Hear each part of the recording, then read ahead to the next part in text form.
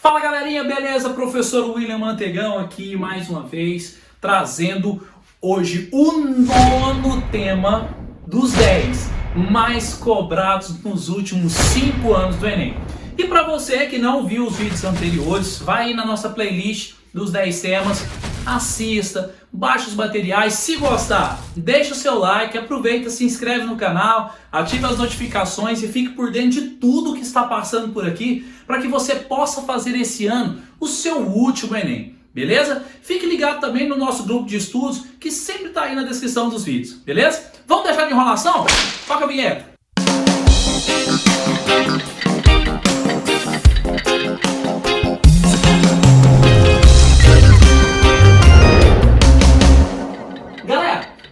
A aula de hoje é sobre domínios morfoclimáticos. Por que que esse é um tema relevante e recorrente?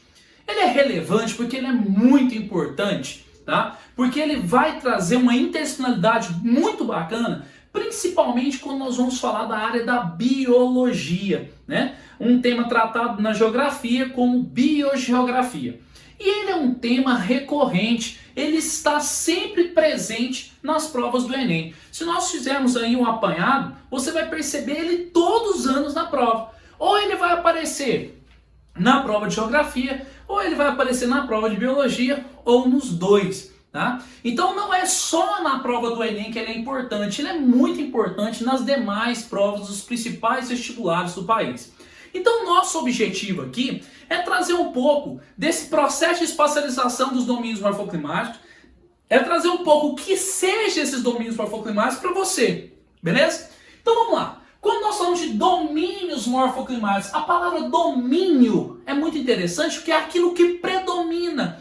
O que predomina em uma área, e quando a gente traz morfo, formas, climático, clima, então eu tenho a ideia de relevo e climatologia dessas áreas. É muito interessante a gente destacar o trabalho do geógrafo Aziz Absaber. Aziz Absaber, geomorfólogo, estava fazendo um trabalho de classificação do relevo brasileiro e ele percebe que as paisagens naturais do Brasil tinham certas áreas com predomínio, com predominâncias. E aí ele classifica o Brasil em 6 domínios. Mas professor, o que seria então o domínio morfoclimático?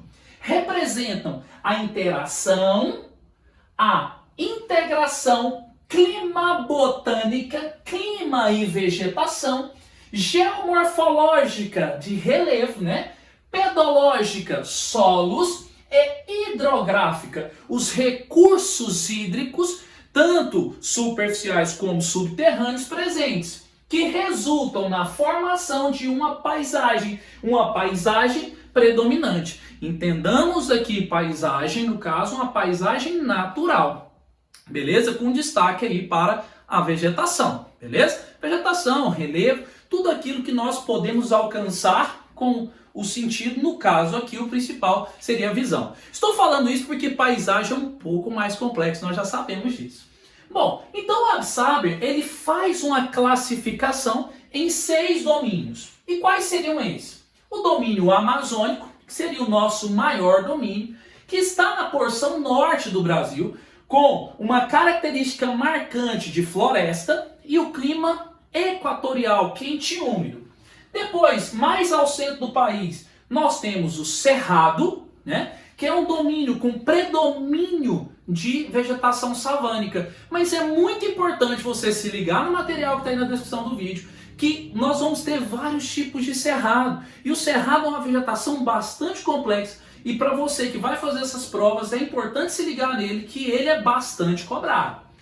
Mares de morro. Professor, aí tem uma dúvida, porque quando eu falo de biologia, quando eu estou tendo aula com os professores de biologia, eles não chamam de domínios, eles chamam de biomas. E quando fala de bioma, ele não fala o domínio dos mares de morro, ele fala de Mata Atlântica. Bom, isso aqui é muito interessante porque eu estou falando do ponto de vista da geografia. E na geografia trabalham-se os domínios morfoclimáticos.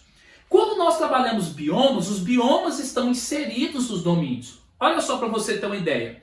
Lá na biologia, entende-se que o Pantanal é um bioma.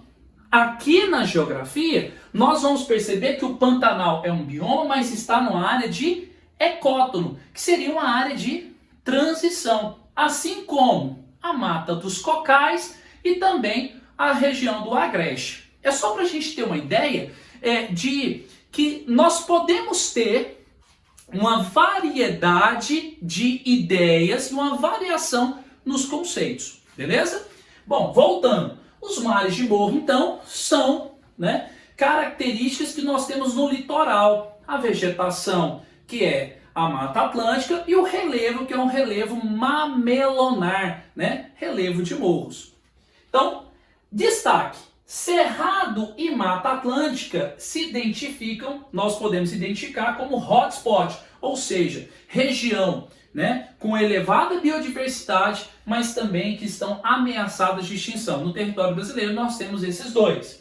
Nós temos as araucárias e pradarias, que são domínios que vão estar na região sul do Brasil, mas na porção subtropical, beleza? Então, araucárias, também chamado de Mata dos Pinhais. Professor, voltando naquela ideia de bioma, muitos mapas que trazem os biomas brasileiros, você não vai ver as araucárias, porque elas já vão estar inseridas lá como Mata Atlântica, por ser uma região litorânea. Mas o que diferencia ela dessa Mata Atlântica? A diversidade. Aqui nós vamos ter uma menor diversidade e ela vai ser mais homogênea e as espécies vão ser mais adaptadas a esse clima de menor temperatura em alguns períodos. Os pampas ou pradarias, região de vegetação herbácea, gramíneas. E aqui nós temos a caatinga.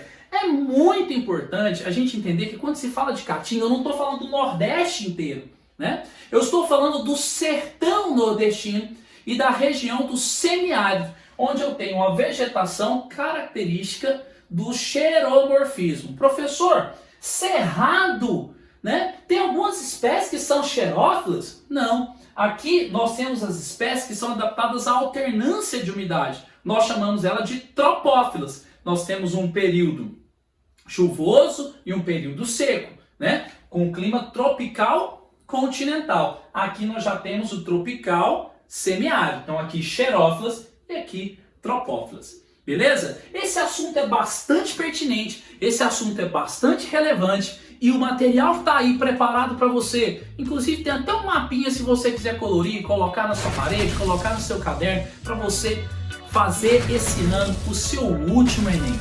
Beleza? Galera, até semana que vem com o último dos 10 temas mais cobrados no Enem. Valeu? Um forte abraço para vocês, espero ter ajudado. Fique com Deus! Tchau!